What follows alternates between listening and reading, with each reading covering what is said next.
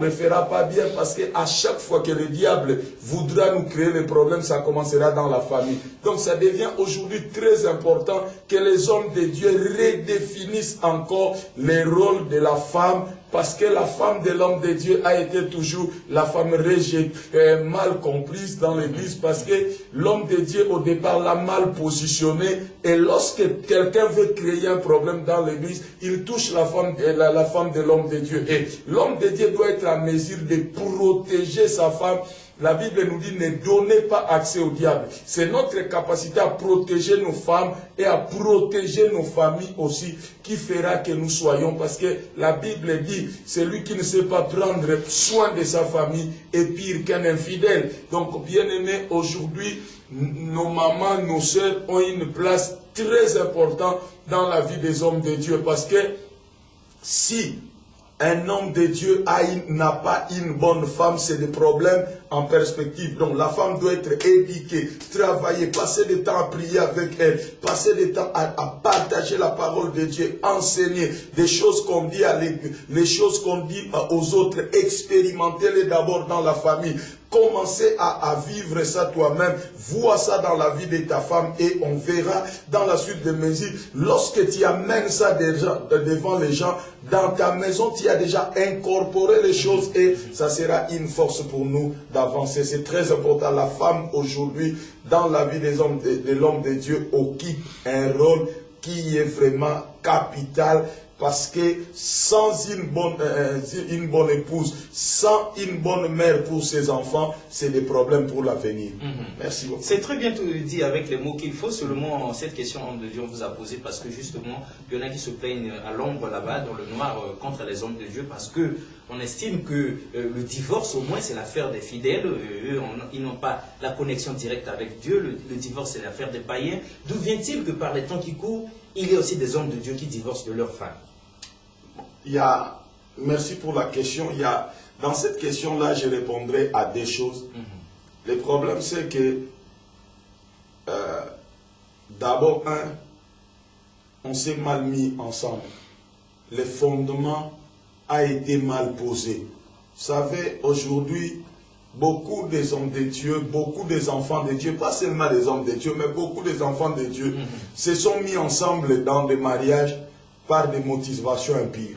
Et lorsqu'on se met ensemble par des motivations impures qui sont soutenues par le diable, à un moment donné, le diable va nous créer des problèmes. Donc, il va nous créer des problèmes et ça deviendra insupportable. Mais le problème, c'est quoi? Le deuxième problème, c'est que les ambitions aussi des hommes de Dieu aujourd'hui créent des problèmes. Parce que quand je me suis marié, peut-être j'avais pas des ambitions que j'ai aujourd'hui. Et plus mes ambitions deviennent de plus en plus grandes, plus j'oublie la famille et à la recherche de l'élévation, à la recherche d'une grande église, à la recherche du quoi? Du jour au lendemain, il y a des fractures dans les familles. Les hommes de Dieu sont toujours absents.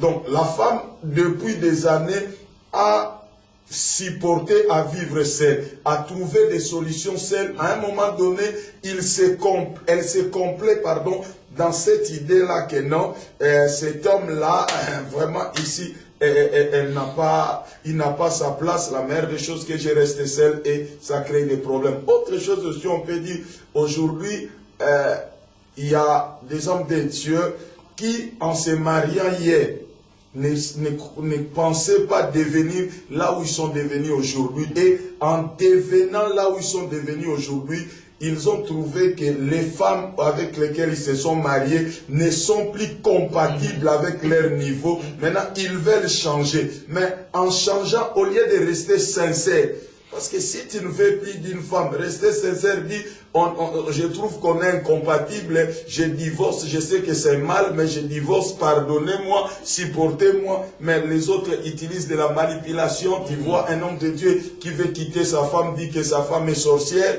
des choses comme ça. Mais si ta femme est sorcière, c'est un bon moyen pour démontrer ton onction. Délivre-la.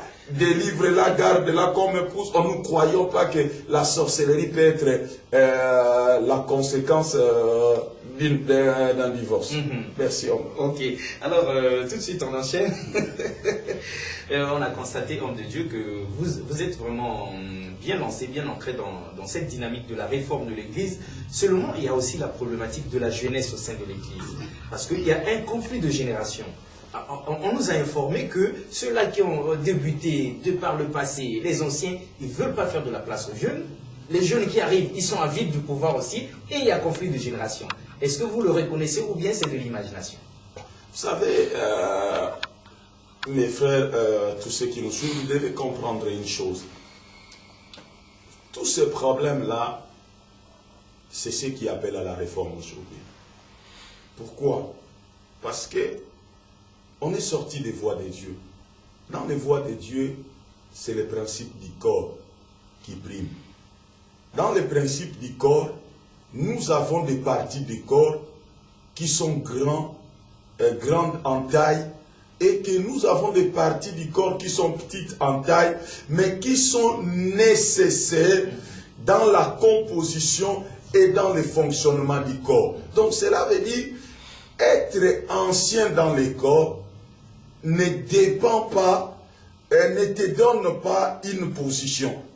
Tu peux être ancien, mais ton ancienneté, selon les hommes, n'est pas l'ancienneté selon Dieu. Parce qu'on a vu des hommes qui ont voulu devenir grands parce qu'ils ont été anciens dans l'église, mais qui ont échoué lamentablement. Mais on a vu aussi des jeunes qui sont arrivés. Donc, dans tout, qui sont arrivés à qui Dieu a accordé l'accélération divine pour amener les choses plus rapidement en exécution. Le problème, c'est quoi?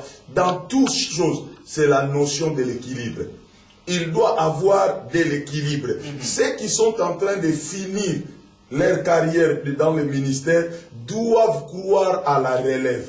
Et ceux qui sont en train d'arriver dans le ministère doivent croire à l'expérience des anciens. Et lorsque on mixe l'expérience des anciens, la sagesse et la fougue de la jeunesse, les ailes. Aujourd'hui, il y a beaucoup d'hommes de Dieu qui doivent comprendre qu'il y a des choses que moi j'ai fait il y a une dizaine d'années que je serais incapable de le faire aujourd'hui. Parce qu'il y a une dizaine d'années, je n'étais pas marié, j'avais pas des enfants, donc je pouvais aller partout. Donc voilà pourquoi aujourd'hui nous avons besoin de cette relève-là, des gens qui sont encore libres par rapport à leur temps, par rapport aux engagements familiers et tout, qui peuvent être important dans les services. Donc, le problème, c'est le problème de l'équilibre. Comprendre les principes du corps et mettre de l'équilibre. Ceux qui viennent doivent comprendre qu'avant eux, il existait quelque chose. Et ceux qui sont en train de partir doivent comprendre que derrière eux, il y a quelque chose. Et mixons ça, produisons quelque chose de plus important pour Dieu. Merci. Merci, homme de Dieu. Donc, dans la question suivante, dans ce très grand et très beau pays qu'est la RDC, par les temps qui courent, il y a comme une sorte de slogan, il y a une sorte de leitmotiv, donc le changement des mentalités. En tout cas, tout le monde s'est rendu compte que non. On a un trésor comme pays de la part de Dieu, mais certainement que ça ne tourne pas rond dans nos têtes, on doit changer de mentalité. Est-ce que le changement de mentalité, ça concerne aussi l'Église dans la réforme de l'Église? Oui. Mais le problème, c'est quoi? C'est ce que j'étais en train de dire tantôt, que j'ai dit hier. Aujourd'hui, le monde, Dieu est en train d'ouvrir l'espace à l'Église. Parce que quand on parle de changement de mentalité, c'est pour amener l'homme vers l'intégrité et l'honnêteté. Et l'Église demeure la seule institution qui a des ressources qui peut faire de l'homme un homme intègre et un homme honnête. Donc, mais les changements de mentalité qu'on est en train de parler...